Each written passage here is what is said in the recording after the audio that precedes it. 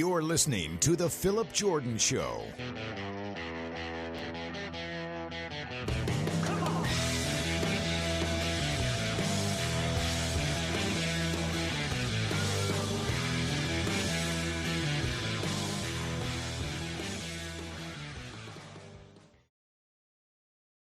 What's up, everybody? Welcome into the Phillip Jordan Show.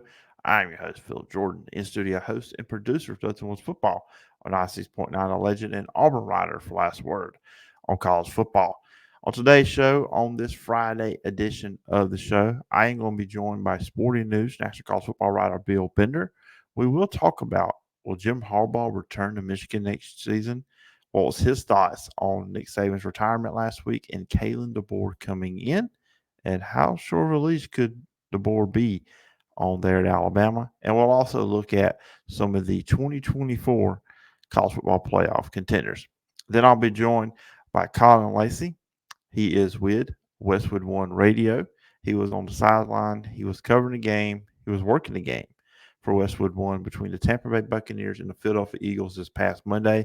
So we will talk about how Tampa Bay won the game and look ahead to some of the playoff matchups for this weekend. And also, we'll look back at Colin's time, part of the radio broadcast team for the Georgia Southern Eagles. So a lot of cool stuff here on the show.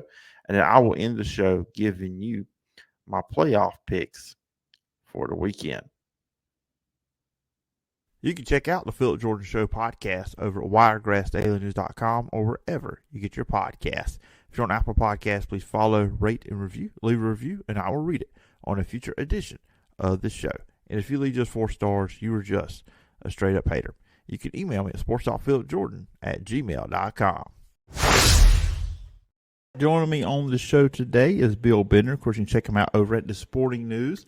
He has wall-to-wall coverage of college football and much, much more over there. And Bill, as always, appreciate you taking the time coming on the show. Hey, Phillip. Thanks for having me on, man. Oh, yeah, absolutely. Probably figured, okay, national championship last Monday, over a week ago. It's going to be a calm and quiet college football news cycle, but then everything changed, didn't it? Yeah, here's the interesting thing, that since Nick Saban retired, there have been 6 coaching changes. Guys going from Group of 5 schools to coach at Alabama. Kalen DeBoer, Jed Fish. It kicked off an unbelievable set of dominoes that, yeah, I'm going to be honest with you, Phillip, when I got off the plane from Houston, I thought, oh, hey, deep breath, I'm good, season over. Not so much 48 hours later. So it's been a wild week and a half, and we're still kind of waiting on what happens with Harbaugh and the Chargers, or whether or not he returns to Michigan, which will be the last one, and then we can actually have an off season. Yeah, there you go. Yeah, no, I was joking with somebody the other day. I said, Michigan wins the national title, monumental win. The program hadn't won one since the 90s when they shared it with Nebraska. Everybody should be talking about Michigan. And then Nick Saban announced this. It was just like everybody forgot Michigan even won the national championship. Yeah, that was the thing. It just seems like so long ago now, and I was in the building. And, you don't take – as writers, podcasters, radio guys, I don't think we take enough time sometimes to really enjoy what we do. And that was an enjoyable moment for me. I've been around the Big Ten my whole life. It was a lot of fun to see in person. And but, yeah, it seems like ages ago, because now we've got Alabama, we've got Washington with a coaching change, we've got Arizona, a team that was billed as a top 10 team going into next year with what they've got coming back, coaching change with Brent Brennan. So, and we're just getting into what's going to be in a completely different year for college football. So, yeah, it's been wild. Before we jump into Alabama and Nick Saban and Kalen DeBoer and all that stuff going on with Alabama right now, talk about Jim Harbaugh. Do you see any scenario where he returns to Michigan, or do you think it's almost a certainty that he's headed somewhere in the National Football League?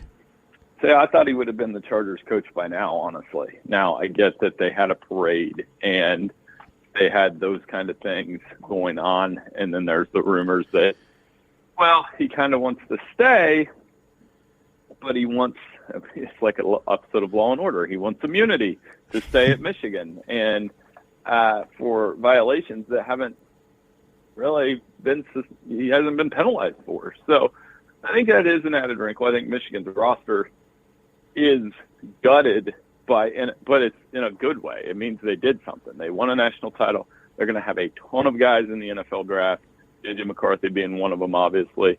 And, for Jim Harbaugh, it's a question to me. It's, okay, if you stay at Michigan, they're not going to fire you, absent a huge NCAA thing. If he goes to the NFL, about in a season, right? So I think that's the big question for me is what he's going to do. And, I'm still leaning that he'll be the Chargers' next coach. Yeah, just look at our Michigan team, too, as well. I mean, this was the third straight year they'd made the playoff, and they win it all. Of course, they beat Alabama, which we did not know at the time was Nick Saban's final game. And then they beat Washington, and kind of the same way, pressuring the quarterback. Just when you look at this Michigan team, what was different from this Michigan team from the previous two seasons where they lost in the semifinals? Oh, they were just a veteran team on defense that was so good at keeping things in front. I don't think we've spoken since the Alabama game where they were just more physical at the point of attack, which was wild. And they still almost lost the game because of a bunch of special teams mistakes. But, yeah, I mean, this was a really good Michigan team, really veteran Michigan team. Guys like Blake Corum, you can't undersell the value of a guy like Blake Corum or J.J. McCarthy, the leadership, Michael Barrett, Mike Sanderson. They were just such a veteran team that was very good. And I think, the eye-opening part to me, like I said, it was the first time with them that I thought, hey, up front, they look like they can handle Georgia. They can handle Alabama. Georgia-Michigan would have been a really good game, just like Alabama was. Yeah, I know that was our conversation too. Which we had it, back when after the playoff was announced, the four teams, the four best. I said it's hard to have that argument with Georgia sitting over there that she had the four best, but that's an old argument. Michigan's the champs. Alabama, and we talked about it a little bit there off the top here, just the retirement of Nick Saban. Just when that happened over a week ago, it just feels like it's been longer, but it is just a little over a week ago that he retired. How big of a surprise was it for you? Not a huge surprise. Maybe the timing of it, just because, like I said, we're in January. The season's over. Perhaps, yeah, I think he just came to that decision. I don't think it was premeditated. I don't think there was anything around it. I think he just came to the decision that, hey, I'm going to retire. And there was no indication when I was in Houston to the people I talked to that he was anywhere close to retiring, which was the wild thing. So I think that just changes the game so much. Obviously his legacy, I think the one stat I just keep hammering at people is if you take his SEC championship games, his BCS championship games, his college football playoff semifinals and championship games, you come up with a record of 24-6. That's incredible, and it really is. And to win 80% of the biggest games possible over the course of a career between LSU and Alabama, I mean, it's going to be impossible to replicate that. Yeah, and you talked about his SEC championship record. He only lost to one SEC championship game. That was in 2008 to Tim Tebow, which he got revenge on that the next year. And that's amazing in itself that they would get to the SEC championship game, and you're almost just like, yeah, there was years where you may predict the other team may win, but they were winning that game every year except for that first one. Yeah, and obviously, that's this high standard, and people are going to wonder, okay, where does this go from here? And it, for Kalen, I mean, that's an impossible job. He's done a good job assembling a good staff, pulling guys like Kane Womack, Maurice Linguist out of the group of five to be head coaches. The offensive staff, those guys at Washington, they were good. They were really good on offense. So he's a winner too. And the only thing to watch, and you and I talk all the time, is I buy this factor too. I mean, the fact that he's a South Dakota boy in the South, the big question is recruiting. And this is just an outsider making this observation to you, is when it goes south for one of those guys when they're coaching in the SEC, that's the first thing y'all point to, whether it was Brian Harsin or, there's other examples of that. Joe Moorhead at Mississippi State. Mm-hmm. When the leash is a little bit less if you're a quote-unquote outsider. I don't think that's rocket science to you. No, it's not. And I'm glad you mentioned Brian Harsin, which any Alabama fans that's listening to this, they'll be hollering at me. They'll say, well, he's not Brian Harsin. I mean, I think Brian Harsin's a good football coach.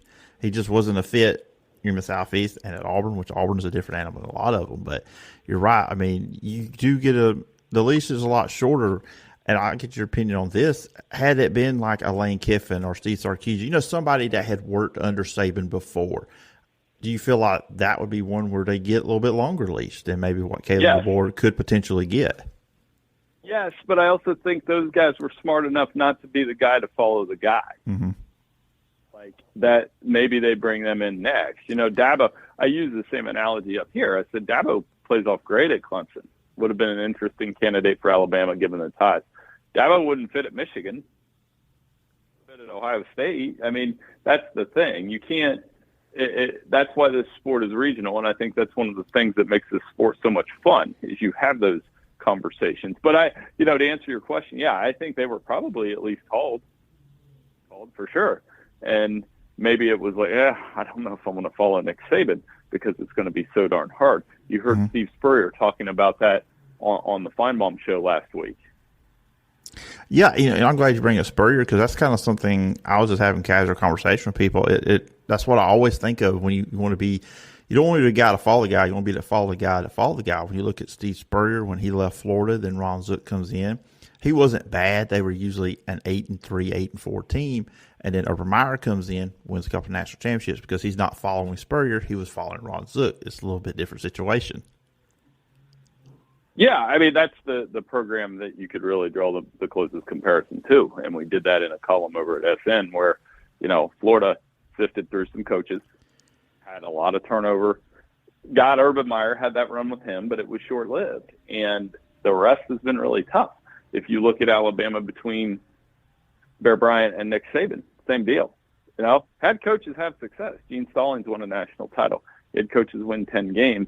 He also had a lot of instability and a quick need to press reset when things went wrong. So I think these are some of the challenges that Kalen DeBoer will face, and not just it doesn't happen overnight. But I would tell Alabama fans, give the dude some time. Look at his track record. Look what he did at Washington in 2 years. I mean, that doesn't happen at Washington.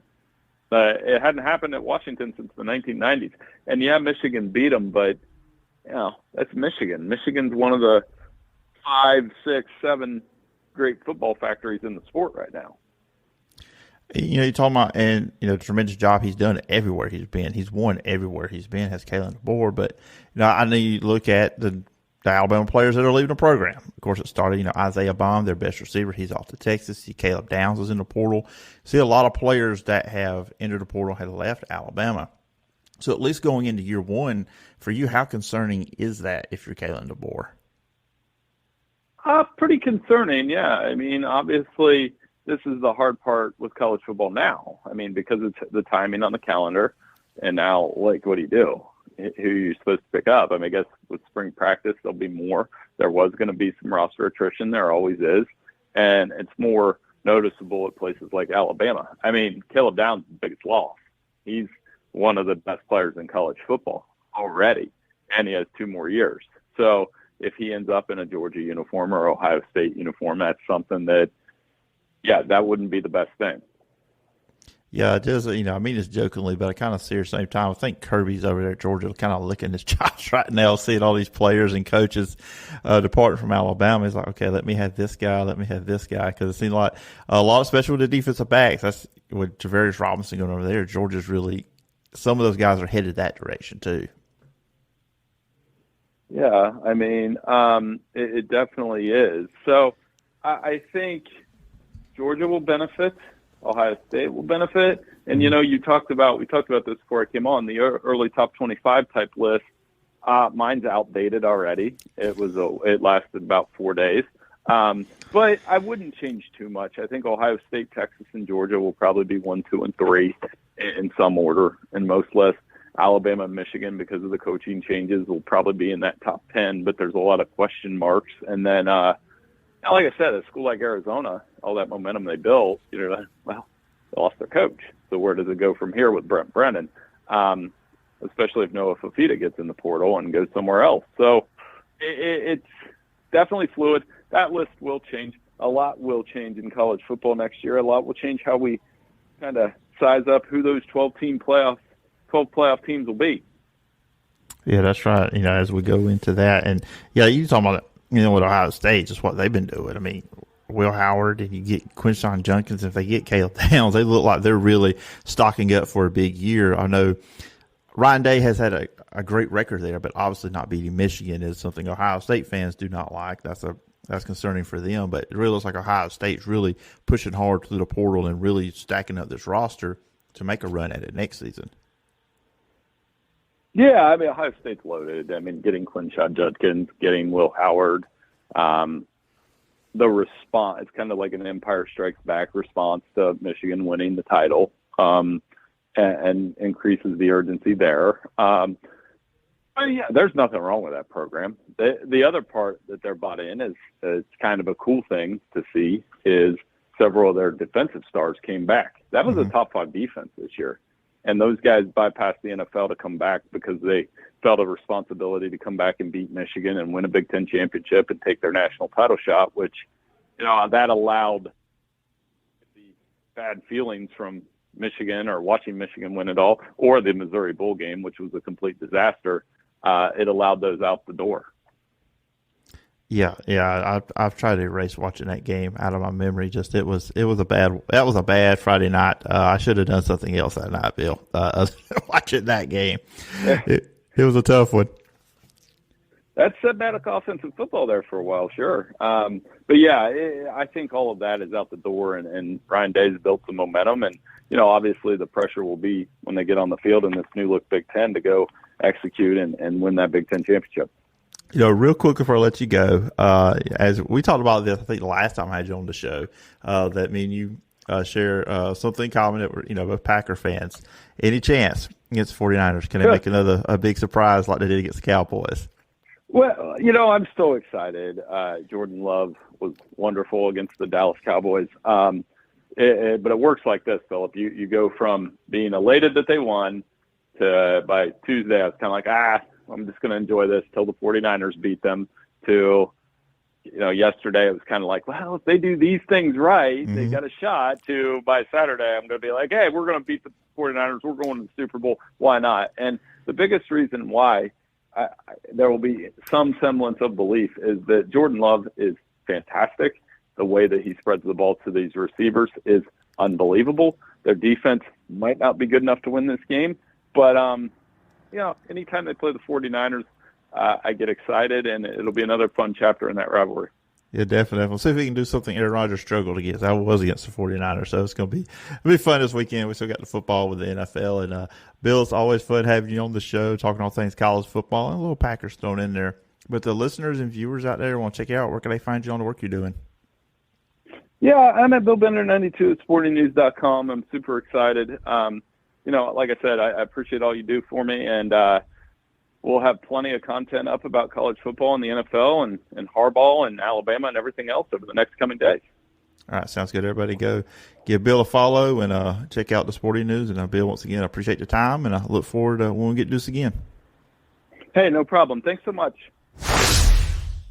96.9, The Legend, is your connection to classic country legends. But Digio Strategies has other options too. News Talk 103.9 is your source for America's top news and entertainment shows, like Rick and Bubba in the morning, Glenn Beck from 9 till 11 a.m., and Clay Travis and Buck Sexton middays from 11 a.m. till 2 p.m. Sean Hannity, Lars Larson, Ben Shapiro, Matt Walsh, and others fill your day with the latest news and views from America's top conservative voices. America at Night and Coast to Coast AM keep you company and connected throughout the night. Plus, Fox News, the Alabama Radio Network, and Wiregrass Daily News keep you informed with national, international, state, and local news. And with more musical choices like All the Hits, 106.7 KMX, Today's Country 95.5 WTVY and Music 107.7. Digio Strategies gives you more choices and more variety. Listen on air, online, and on our apps. 96.9 The Legend is just the beginning. Everybody, up next on the show, joining me is Colin Lacy, part of Westwood One Sports, Georgia Tech baseball broadcast, and also high school football, Southeast Bullet Yellow Jackets. And Colin, I appreciate you coming on. Thanks, man. I appreciate you having me. Oh yeah. I told you off air. I always had planned on asking you, especially when you were with the Georgia Southern side of things, living in Sunbelt with me being not too far from Troy. But anyways, I'm glad to have you on. And I was joking with you off the air when it comes to just location.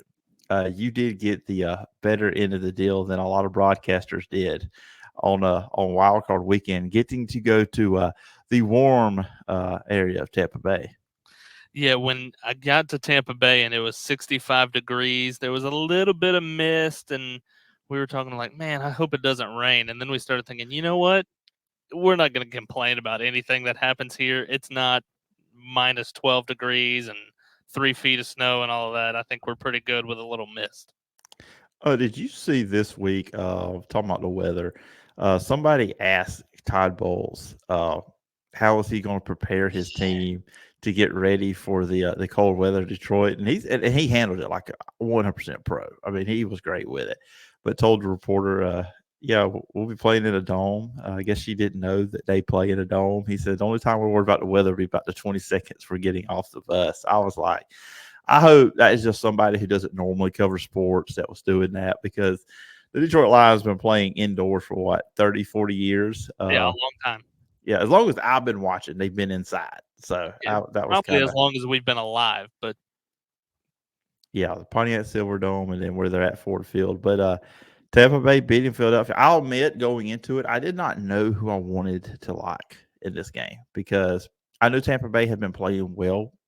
And when you count this game, 6 or 7 wins there. But 9-0 against Carolina, I was like, okay, I'm not too sure about this one.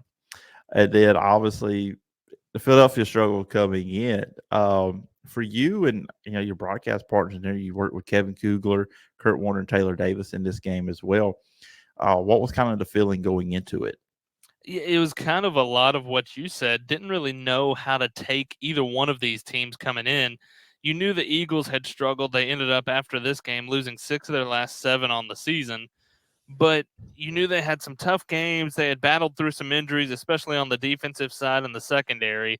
You were getting a couple of those guys back, and so you felt a little bit better about what Philadelphia had coming into this game than maybe you did the weeks previous. On the flip side, with the Buccaneers, yeah, they had won 5 of their last 6 coming into this, but they had lost to the Saints. You talked about the 9-0 victory against the Panthers, which that was an awful game in Week 18. And so you didn't really know. And, oh, by the way, Baker Mayfield had kind of bruised up the ribs coming into that one against the Panthers. And so you didn't really know what you were going to be getting. But it was pretty apparent from the word go of what you were going to get from both sides. Philadelphia's defense was absolutely putrid. They could not tackle. They were not in the right spot. It was not good for Philadelphia on the defensive side. And credit to the Buccaneers, they were able to take advantage of it. It's not necessarily the long bombs down the field that you've seen from this team at times, but it was a couple of 10, 15-yard slants and then missed tackles down the field, and it turns into big plays. And so it was pretty apparent from the word go of what 2 you were going to get. You felt like at some point Philadelphia was going to either hit a big play, make a big stop, and it was going to swing the momentum back on the side for the Eagles. It just never happened. And as somewhat lopsided the score looked in favor of Tampa Bay, it could have been a lot worse, and probably should have been a lot worse if you ask guys on that side of the ball. Yeah, because it was 16-9 at one point, but yeah, Tampa Bay came out and just the way Baker Mayfield was just slinging it around. And honestly, you got to think for Philadelphia, it was a bad omen when the brotherly shove did not work on the one when they went for 2 instead of when they got the penalty, put them on the 1. because, I mean, that's kind of like their play that works. And they just didn't run the ball. And that's been an issue with them this year. It's like last year's team that made that run. They were running the ball with great success. And then Jalen Hurts was playing off of that. And defensively, they were getting after quarterback. Just this was not that same team this year. And it's wild. They were 10-1 and didn't have the finish that they did. Yeah, it's hard to put your finger on what exactly it was with this Philadelphia team, because a lot of times it was issues that you wouldn't expect from this Philadelphia team in the middle of October. When they're in the middle of that 10-2 start, it was a really good defense. I say really good. It was decent enough defense. You had a little bit of a change as far as play calling on that side, but on the offensive side, it was trying to figure out what was wrong, and a lot of it comes from the offensive line, which has been a strength for Philadelphia the last couple of years. But Jalen Hurts just had no time when he was dropping back trying to find people over the middle. And yes, you don't have A.J. Brown in this game at wide receiver, but I don't know that really affected the game much, if at all, of not having him, because if you're not able to get it to him, it doesn't matter who's on that side of the pass trying to catch it. It was just a bad day all the way around and a lot of compounded errors. There was a time in the game about the third quarter when you felt like it was going to go one way or the other. If Philadelphia scored, they might be back in it. They drive down to about the 40, 45-yard line, and then 2 consecutive penalties sets them up in second and about 25.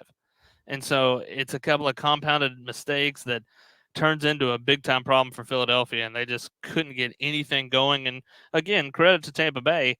They proved me wrong because I thought Philadelphia was going to handle this game pretty well, but Tampa Bay did not let the foot off the gas at any point in this game. Yeah, and I know some people will probably say, well, the NFC South is a softer division than what they'd be right. Yeah. than what the AFC East usually is. And I'm bringing that up for this. Tampa Bay, though, did a better job than the Patriots did post-Brady, because going into this year, and I was one of them, I thought Tampa Bay was going to be the worst team of that division. I thought Carolina would be better than they were with I was about to say Jalen Hurts, with Bryce Young, Alabama quarterback, just insert one of them.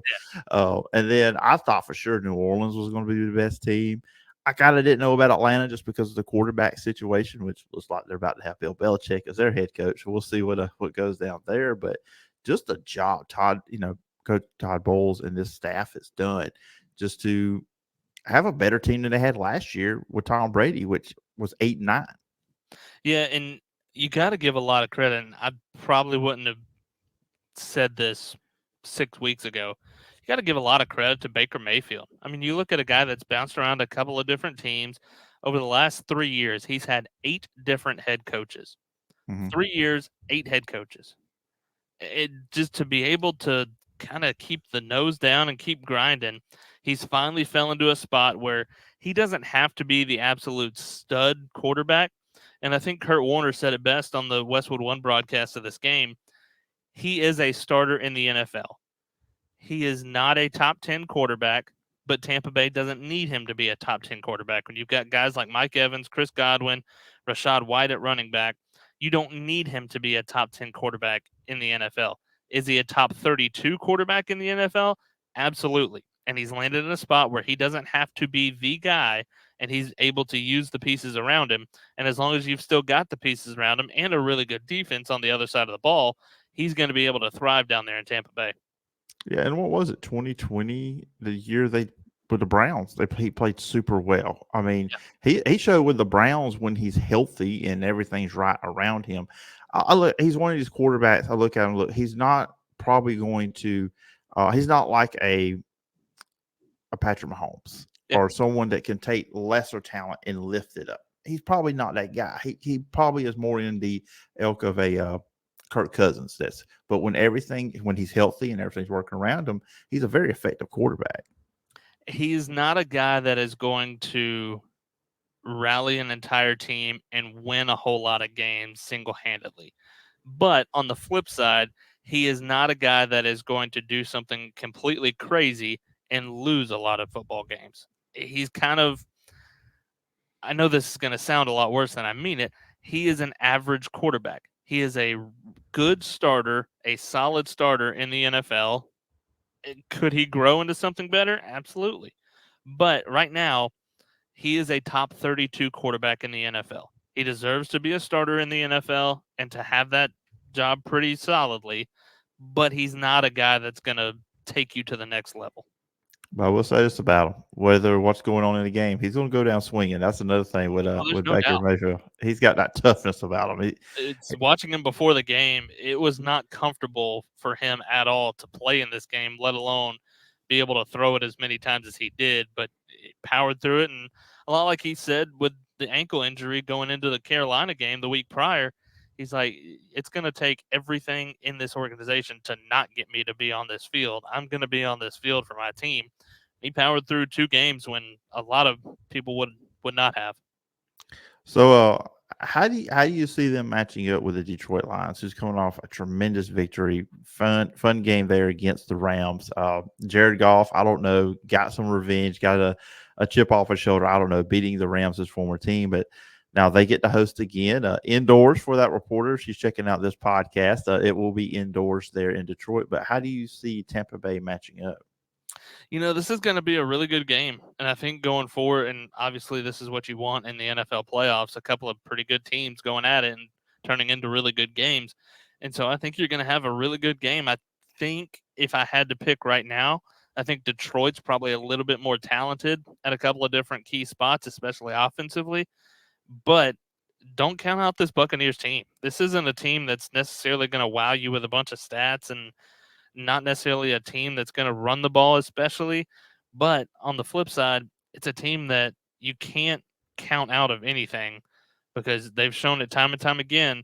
Whenever they're down, you look in the middle of the season, they ended up losing 6 of 7 from week 6 until week 12. What do? Respond to that? They win 4 straight. And so when this team's on the mat, they find a way to get up swinging. Just kind of looking at the rest of the NFL playoffs,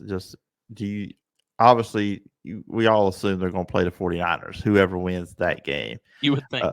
Do you think either of these teams could beat the 49ers? I don't know. I think the 49ers are probably the best team in the NFL right now. Just what Brock Purdy has been able to do the last couple of years has been really impressive. And then you add a couple of really key skill pieces around him. That offense is really dangerous. And the defense has been not necessarily stellar, but it's been above average and been really good when it has to be, especially in late game situations. So I don't know that there's anybody that's going to take on the 49ers and be a favorite going into it. But it's the NFL playoffs, man. Anything can happen. We've seen a lot crazier the last couple of years. Well, as a Packer fan, I am hoping for crazy Saturday night. Just throwing that out there.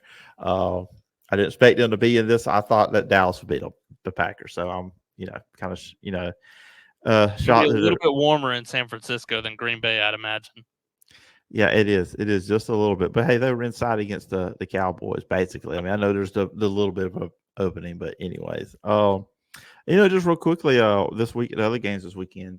Houston and Baltimore and Kansas City, Buffalo. Do you got any guys you like in that one? I know the smart pick is Baltimore, especially anybody on the AFC side, but I've been super impressed with what Houston's been able to do. You get a first-year head coach in DeMeco Ryans. You get a first-year quarterback in C.J. Stroud. One of their top defensive talents, and Will Anderson from Alabama, is 7 or 8 sacks on the year to lead the team. He's a first-year player. Oh, by the way, your play caller is a first-year play caller, and what they've been able to do this year has been really impressive. And you've seen a lot of rejuvenation of what Houston has been able to do in the community.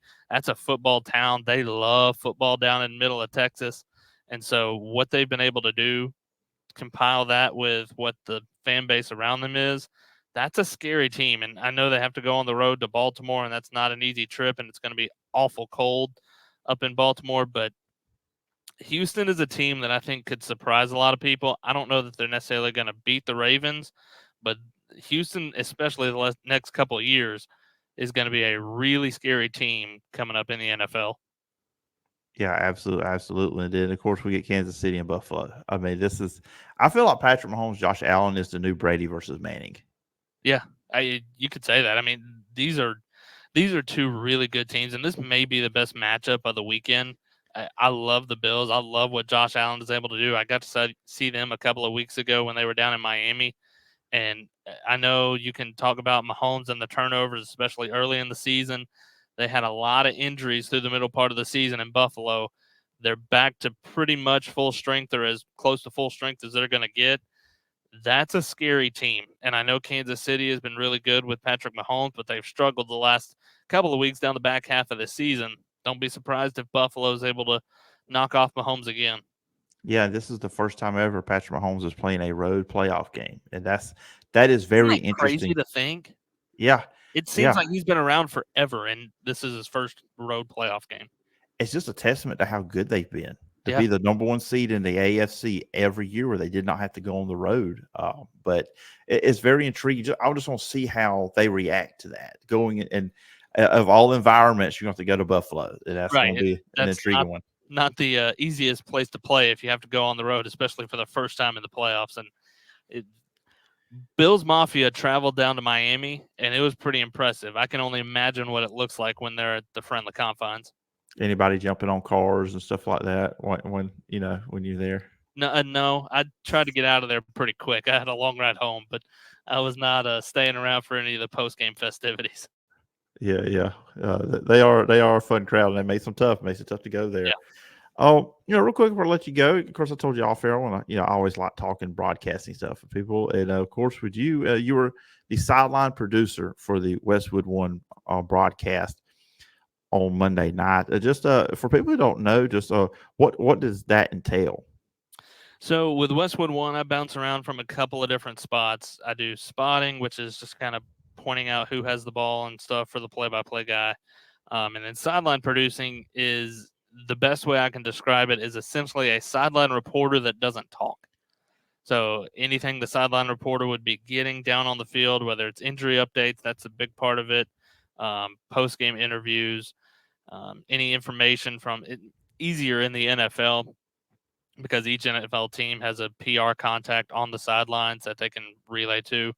And so anything that pops up throughout the game down on the field, just relaying it back upstairs so the guys have what they need and everything that we can get our hands on. That's actually, a lot of people probably don't know that they're is that really think everything's just coming from the sideline reporter that you see on TV or hear on radio, but obviously there's more than one person there to go get that information. No, it's a lot of fun, but it's a lot more work and a lot more steps than I would have thought of going into this a couple of years ago. Absolutely. And you're talking about your career. Just kind of looks like a long time there with Georgia Southern with the Georgia Southern Sports Network. See if I can talk here on during this podcast. Sometimes stuff gets tied up on the tongue. Oh, man, you were there too, right when Georgia Southern moved up into FCS. Willie Fritz there's head coach, and just some interesting moments there in football, but sports altogether. What were some of the biggest memories you had there, your time covering Georgia Southern Eagles? I got there in a really cool time in the history of Georgia Southern. I got there in 2012 when I first started college down there. Both of my parents went to Georgia Southern. My aunt went to Georgia Southern. My cousin went to Georgia Southern. We were trying to get a family discount. It didn't come through.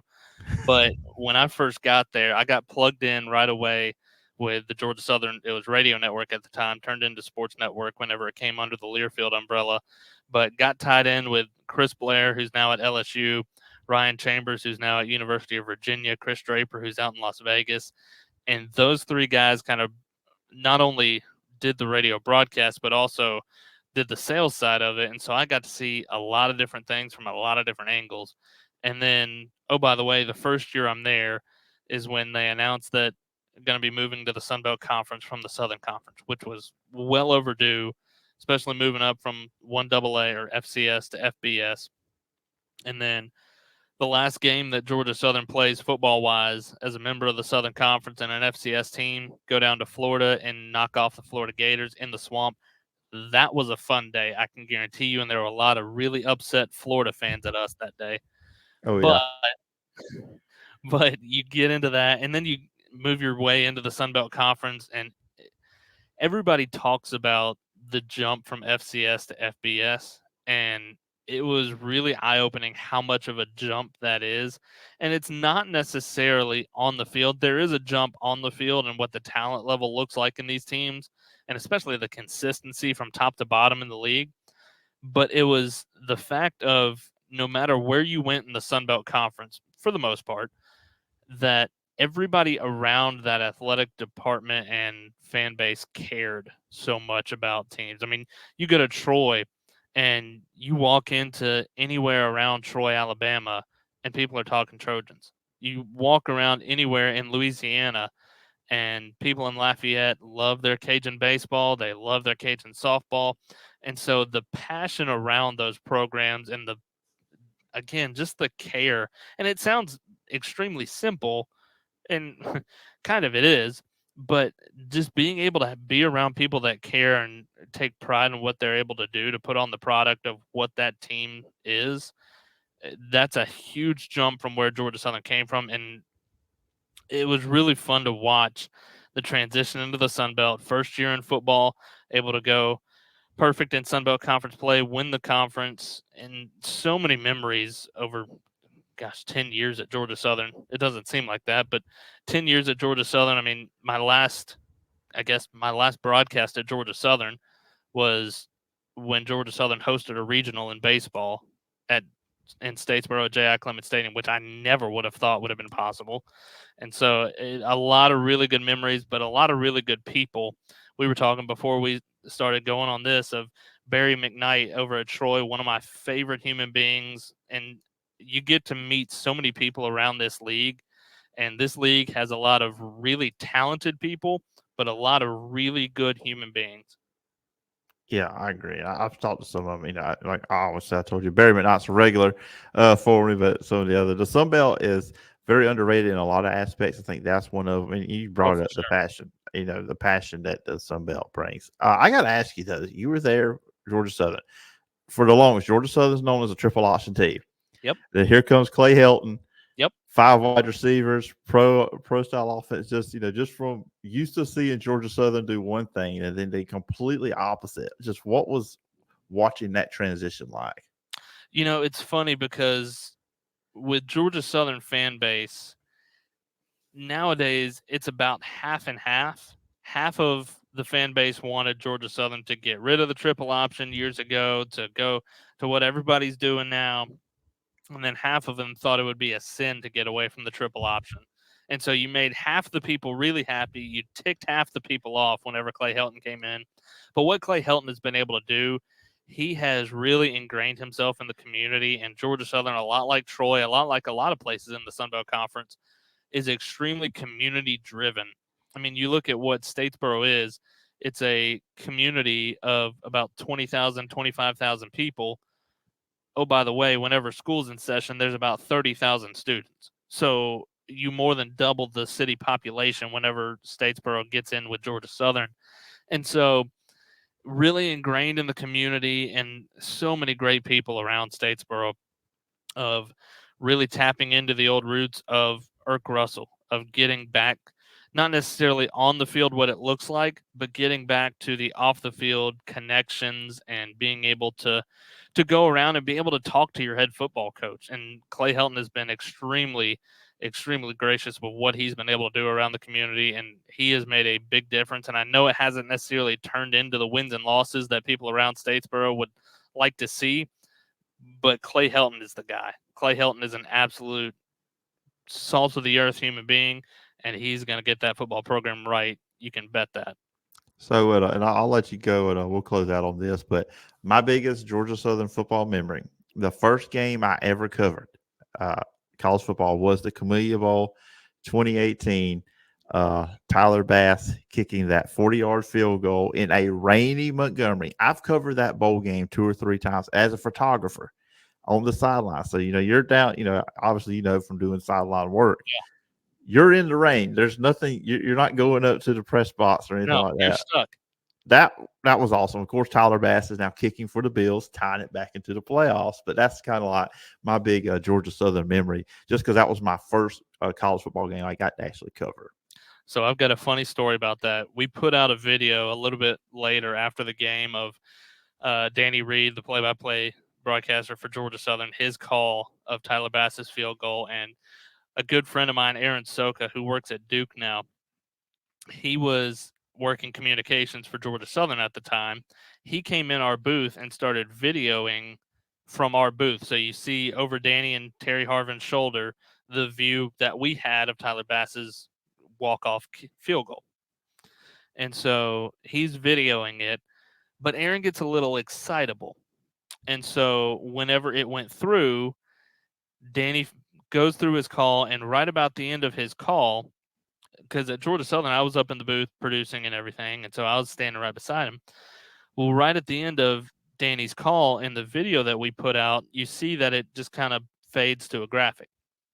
The reason for that was Aaron jumps on my back like a piggyback and almost knocks he and I both out of the booth, because the booths in the Camellia Bowl, was designed as a photo deck, and so you have to open the windows that go from ceiling to floor, and there's just a small railing that separates you from the opening before you tumble a long way down.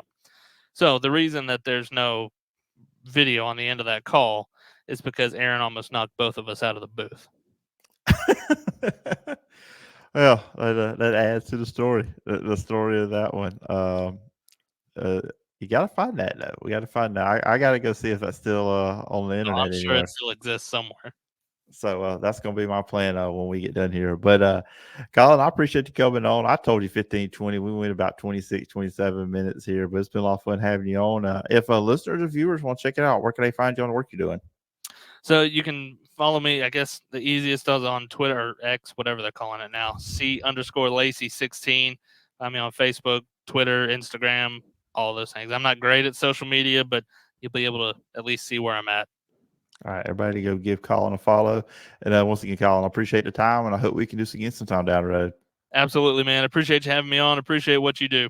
96.9 The Legend is your connection to classic country legends. But Digio Strategies has other options too. News Talk 103.9 is your source for America's top news and entertainment shows, like Rick and Bubba in the morning, Glenn Beck from 9 till 11 a.m., and Clay Travis and Buck Sexton middays from 11 a.m. till 2 p.m. Sean Hannity, Lars Larson, Ben Shapiro, Matt Walsh, and others fill your day with the latest news and views from America's top conservative voices. America at Night and Coast to Coast AM keep you company and connected throughout the night. Plus, Fox News, the Alabama Radio Network, and Wiregrass Daily News keep you informed with national, international, state, and local news. And with more musical choices like All the Hits 106.7 KMX, Today's Country 95.5 WTVY, and Music 107.7, Digio Strategies gives you more choices and more variety. Listen on air, online, and on our apps. 96.9 The Legend is just the beginning.